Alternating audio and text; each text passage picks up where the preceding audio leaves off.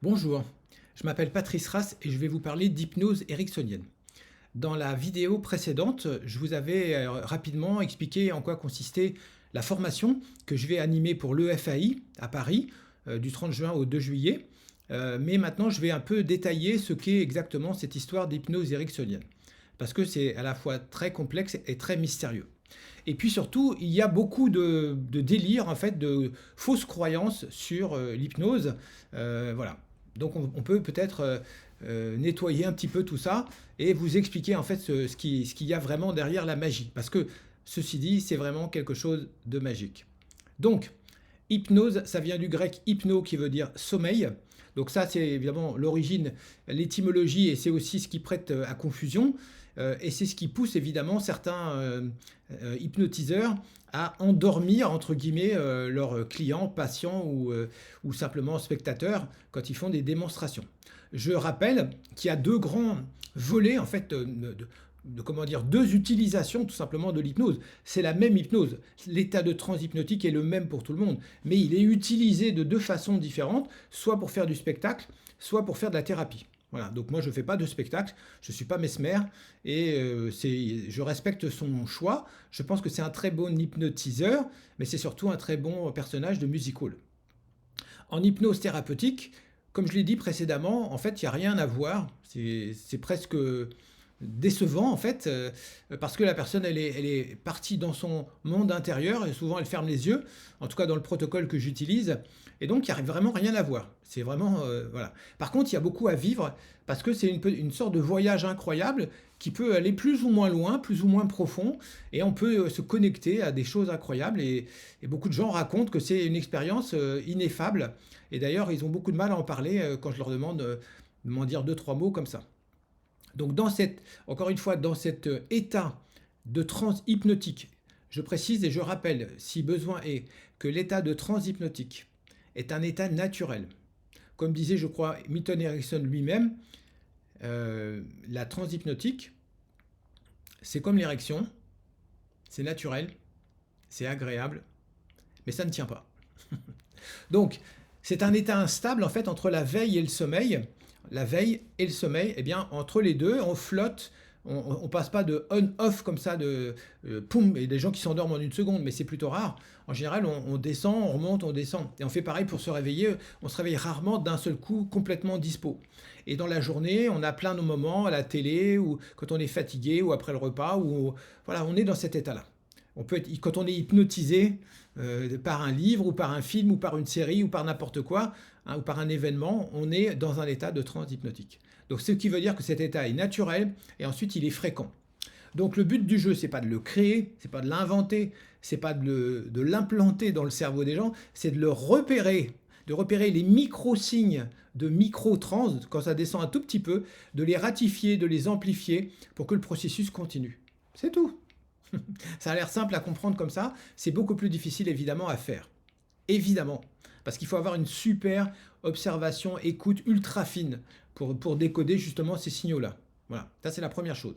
Donc on pourrait dire que d'une certaine façon, la transe hypnotique, ça s'apparente à ce que beaucoup de gens connaissent comme la sophrologie, puisque la sophrologie, si vous ne le savez pas, est un dérivé, une sorte de branche créée à partir de l'hypnose ericksonienne, puisque celui qui a créé la sophrologie, Alfonso Quecedo, était à la base, devinez quoi, hypnothérapeute. Et quand il est retourné dans son pays, en Amérique latine, il a pris une claque dans la figure et il a compris que en fait, ça n'était pas le moment ou ça n'était pas l'outil qu'il fallait l'adapter. Donc il a complètement changé l'emballage, il a fait un voyage, il a rajouté de la phénoménologie, un peu de spiritualité, des choses comme ça. Et il a créé un protocole, une méthode qui est vraiment efficace d'ailleurs, la sophrologie, que je recommande parce que moi je considère ça comme la petite sœur de l'hypnose ericksonienne.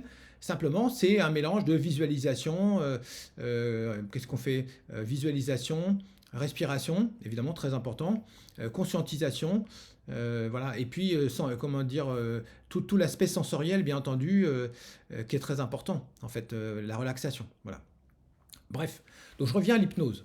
Donc l'hypnose, en fait, c'est un outil qui permet de descendre, on pourrait dire, du conscient vers l'inconscient, donc de lâcher prise.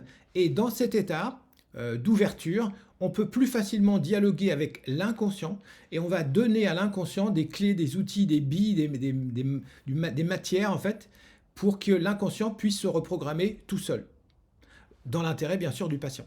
En fait, ça peut paraître étrange, mais en hypnose, on travaille à trois. Il y a le client, le thérapeute et le patient. Qu'est-ce que j'ai dit? Le client, le thérapeute et le patient. Non, le client c'est la même chose. Il y a l'inconscient, le client et le thérapeute. Voilà. Donc ça, c'est très important.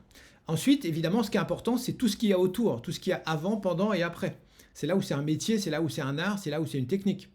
Donc, dans la vidéo précédente, j'ai évoqué par exemple quelques outils de la PNL, comme la définition d'objectifs. Évidemment, l'hypnose marche d'autant mieux qu'on a défini un objectif auparavant, et que l'objectif il est carré, et que l'objectif est construit et cohérent avec les besoins, les désirs et les problèmes de la personne.